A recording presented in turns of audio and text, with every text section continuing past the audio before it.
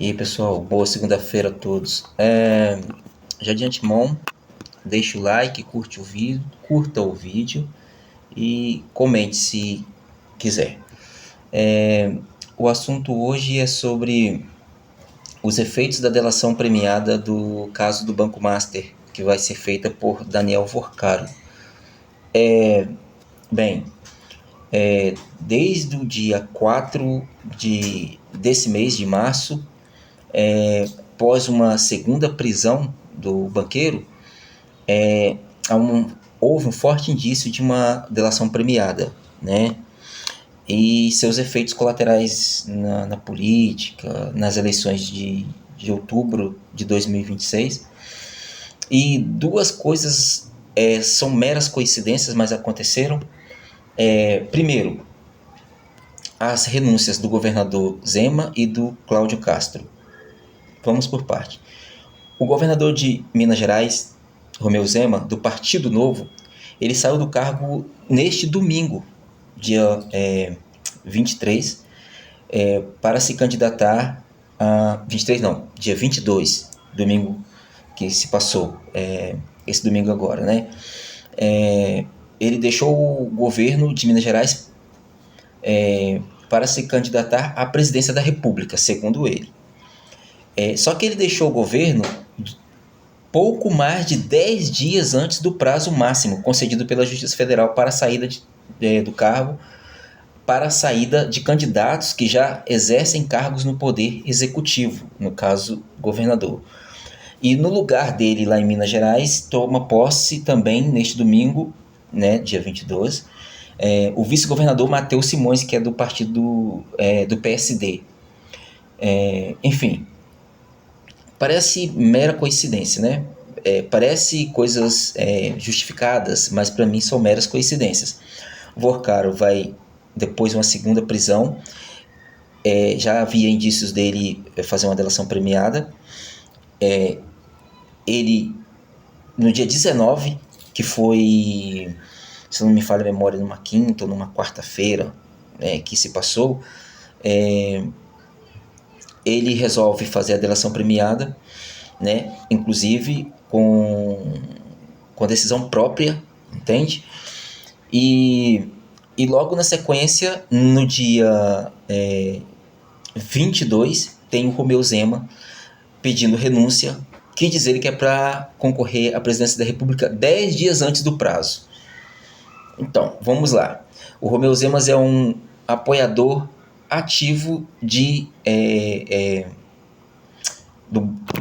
do Flávio Bolsonaro, mas ele vai concorrer à presidência da República diluindo candidatos da direita que poderiam votar no Flávio Bolsonaro. É uma coisa assim de se pensar, né? Então, por isso que eu acho que não é uma coisa assim, uma estratégia pró-eleição. Na verdade, para mim, é uma fuga da delação premiada, das coisas que vão vir da delação premiada aí. Enfim, outro que saiu que fez renúncia ao cargo foi o Cláudio Castro. Todo mundo sabe quem é o Cláudio Castro, que ele apareceu muito na mídia nos últimos dias, nesse ano, devido àquela matança que ocorreu lá no Rio de Janeiro, a cidade maravilhosa, né, do Rio de Janeiro. Eu falo cidade maravilhosa porque, apesar do Cláudio Castro ter já processos no TSE de envolvimentos por corrupção, enfim, de outras coisas que ele tem envolvimento em relação ao Tribunal Superior Eleitoral, que pode resultar na cassação do mandato dele e na elegibilidade dele. Se ele for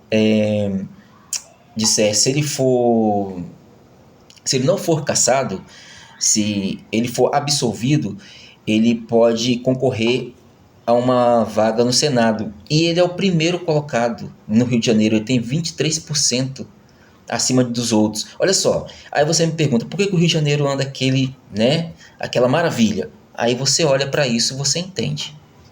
Você entende por que o Rio de Janeiro é aquele jeito lá que está. Está daquele jeito.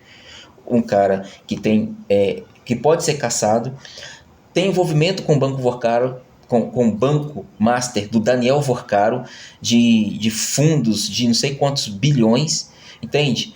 Tá todo enrolado e ainda assim tá na lista de ser o melhor escolhido para uma vaga no Senado, no Congresso, entende? E ele, no dia 19 desse mês, acho que, não, minto, entre os dias 10 e 8 desse mês, logo após a decisão de Vorcaro fazer a delação premiada, ele foi outro que pediu renúncia do Rio de Janeiro.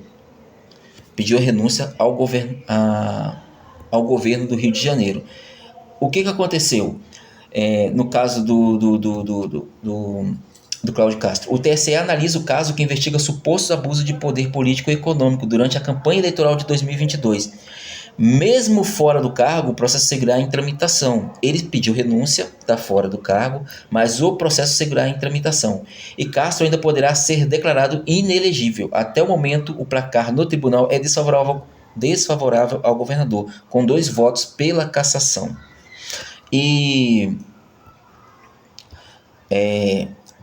enfim, essas são as duas simples coincidências, certo?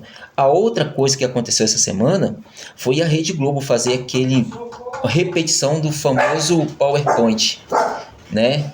Com figuras assim no centro, e que hoje ela veio a público pedir desculpas porque o PowerPoint estava incompleto ou errado.